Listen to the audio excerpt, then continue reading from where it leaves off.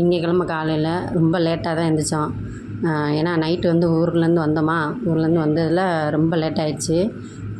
லேட்டாக தான் வந்தோம். காலையில் எந்திரிக்கவே முடியல, ரொம்ப டயர்டாக இருந்தது. சரி பரவாயில்ல, சிம்பிளாக எப்படினாலும் சமையல் பண்ணணுமேனு ரசத்தை வச்சு ஒயிட் ரைஸ் வச்சாச்சு. அப்புறம் முட்டை இருந்தது, முட்டையை பொரிச்சிட்டேன், அவ்வளோதான் இன்றைக்கி சாப்பாடு. ரசத்தை தாளித்து விட்டுட்டு இன்றைக்கி முட்டை வந்து வெங்காயம்லாம் போட்டு பொரிப்போம் அப்படின்னு சொல்லிட்டு வெங்காயம் கட் பண்ணி, சின்ன வெங்காயம் கட் பண்ணேன்.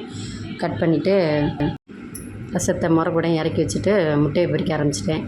முட்டைக்கு வெங்காயம் கட் பண்ணி வச்சுருந்தேன், சின்ன வெங்காயம். அதை போட்டு எண்ணெயை ஊற்றி வெங்காயத்தை அள்ளி போட்டு நல்லா வதக்கியாச்சு. வதக்கிட்டு அதில் கொஞ்சம் சீரகமும் மிளகும் பொடி பண்ணி வச்சுருந்தேன், அதை கொஞ்சம் தூவி விட்டாச்சு.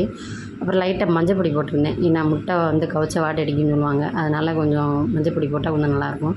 அப்புறம் முட்டையை உடச்சி ஊற்றி உப்பு போட்டு நல்லா வதக்கி விட்டு அப்புறமேட்டு இறக்கிட்டோம். இறக்கிட்டு காலை சாப்பாடுக்கு ரெடி பண்ணியாச்சு. சிம்பிளான சாப்பாடு தான். கடையில் வாங்கி சாப்பிட்றதுக்கு இப்படி சிம்பிளாக சமையல் பண்ணி சாப்பிட்றது எவ்வளவோ பெட்டரு.